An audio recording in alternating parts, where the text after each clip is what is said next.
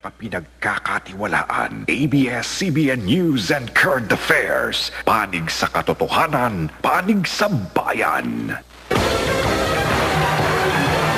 Sa ulo ng mga nagbabagang balita, a person who has accepted the challenge of standing beside Secretary Teodoro, our new Vice President dating OMB Chairman Edu Manzano na piling running mate ni Secretary Gilbert Teodoro. Ano ang tunay na dahilan ng pagpayag ng TV host? Sasagutin yan mismo ni Edu live.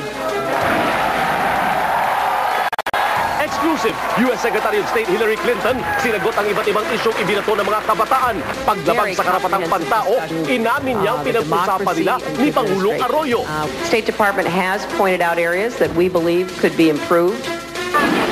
Exclusive, 14 anyos na halos 2 linggong nawawala, natagpo ang bangkay sa Rizal. Kung sino man lang kung gumawal sa kayuban ng apo ko. Sana gumuko na kayo at kawawan ang ginawa ninyo.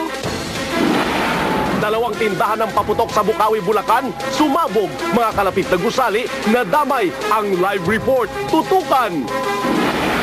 Manny Pacquiao, walang problema sa timbang sa laban kay Miguel Cotto. Pacman, hindi tatagal ng 8th round ayon sa Team Cotto. Clinton, nagbigay ng opinyon kung sino ang mananalo kina Pacquiao at Cotto. And of course, the Pac-Man's going to win. I mean, is there any doubt? Hello, Philippines! Andito na ang hinahanap ko. Nakita ko na ang At exclusive, Nanay Dionisia at Imelda Papin, nagkita na at nag-showdown sa kantahan. Sapat na ang minsay, minahal mo ako.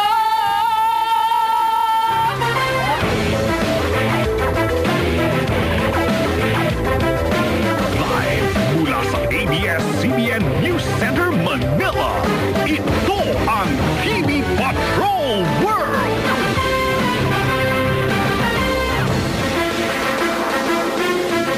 Magandang gabi, Pilipinas! Kami ang mga patrol ng Pilipino. Nagbabalita at naglilingkod sa inyo saan man sa mundo.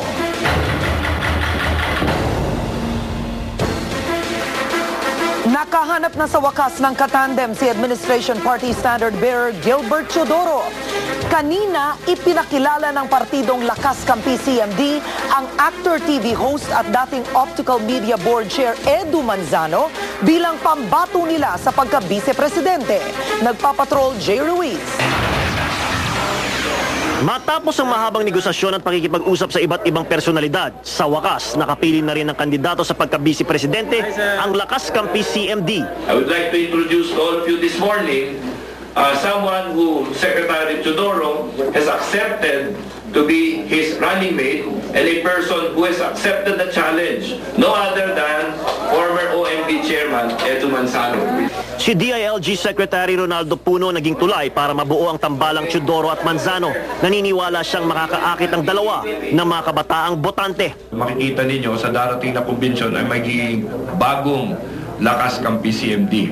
Kaming mga medyo mas nakakatanda sa kanila, nakikita namin na dapat mag-isatabi na namin yung aming makasarili at papasukin na natin yung mga mas bata sa amin. Aminado naman si Manzano na hindi naging madali ang kanyang desisyon na tumakbong vice-presidente sa ilalim ng administrasyon. Lalo pat mayroon din daw humihikayat sa kanya na tumakbo bilang senador sa ilalim ng Liberal Party at sa puwersa ng masang Pilipino. Everybody knows he was a worker and a doer when he was in Congress. If there's one candidate who's competent and credible, it's always Secretary Teodoro. Ayon kay Manzano, malaking sakripisyo ang kanyang ginawa dahil pansamantala niyang tatalikuran ng kanyang television shows at endorsements sa kanyang pagtakbo. Posible rin daw na hindi maintindihan ng ilan niyang kaibigan sa showbiz ang kanyang desisyon. I am saddened that some people it may not sit well with some people, but I feel once a friend, always a friend. Sabi naman ni Lakas Kampi Standard Bearer Gilbert Teodoro, mabuting katambal niya si Manzano dahil kilala siya ng publiko at pareho rin daw sila ng paniniwala pagdating sa issue ng crime prevention, environment, local government autonomy at rehabilitasyon ng mga nasalanta ng bagyo. Kailangan ko ng katambalan. Unang-una na makaka-impluensya ng gawain ng ating mga kababayan na naniniwala sa plataforma. Bago ang pagpili kay Manzano, sinubukan din kumbinsihin ng administration party sina Senator Loren Legarda, Senator Bong Revilla, Senator Juan Miguel Zubir at Batangas Governor Vilma Santos bilang katandem ni Teodoro. Sa pagpili ng lakas kampi CMD kay Edu Manzano bilang pambatong vice-presidente, inaasahan ng partido na makakatulong ang popularidad ni Edu sa pag-angat ng rating si Defense Secretary Gilbert Teodoro. Pero ang tanong ng ilan, sapat na kaya ito para magtagumpay sa halalan sa 2010? Jay Ruiz, Patrol ng Pilipino. Maraming nagulat nang i-anunsyo ng partidong Lakas Kampi CMD na si Edu Manzano na ang running mate ni Secretary Gilbert Teodoro. Nung isang araw lang kasi ay manunumpa dapat siya bilang miyembro ng Liberal Party. Nagpapatrol Jing Castañeda. Nagsimulang lumutang ang balitang tatakbo ang TV host na si Edu Manzano sa halalan nang mag-resign siya noong Agosto bilang chairman ng Optical Media Board. Hindi bago sa politika si Manzano, nahalal siyang vice mayor ng Makati noong 1998 sa ilalim ng Liberal Party. Pero natalo siya kay Jejomar Binay nang lumaban sa pagka-mayor noong 2001. Kanina, marami ang ginulat ni Manzano sa anunsyong siya ang magiging running mate ni Defense Secretary Gilberto Teodoro na pambato ng administrasyon. Ang alam ng marami, tatakbo siyang senador. Ang hindi nga lang sigurado ay kung kaninong partido siya sasama. Sa pinakahuling senatorial survey ng Pulse Asia noong July 28 hanggang August 10, nasa ika-11 pwesto si Manzano na may 34.9% rating. Mas mataas ng 13.5 percentage points kumpara sa nakaraang survey. Noong October 14 ay inanunsyo ni dating Pangulong Joseph Estrada na kasama ang TV host sa kanyang senatorial slate. Pero mabilis itong itinanggi ni Edu. Nabalita rin na kasama siya sa senatorial slate ng Nationalista Party ni Senador Manny Villar. Pero kasabay ng balitang lilipat si Manzano sa Liberal Party ay ang pagputok ng ingay na isa siya sa tinitignang makakatandem ni Secretary Teodoro ng Lakas Kampi CMD. Martes nang sabihin ni Lakas Kampi Senior Vice President Prospero Pichay na sina Manzano, Dangerous Drugs Board Chairman Tito Soto at Senador Bong Revilla ang mga pinag-aaralang itambal kay Teodoro. Pero noong Miyerkules, naglabas ng imbitasyon sa media ang Liberal Party para sa oath-taking ni Manzano bilang bago nilang kasapi. Kahapon dapat ang panunumpa, pero hindi niya ito sinipot. He called to say na hindi siya pwede kahapon. So we plan to do it next week. Dahil sa dami ng alok at politikong kinausap ni Manzano, humaharap siya sa kritisismong naging mapaglaro siya sa politika. Jing Castañeda, Patrol ng Pilipino.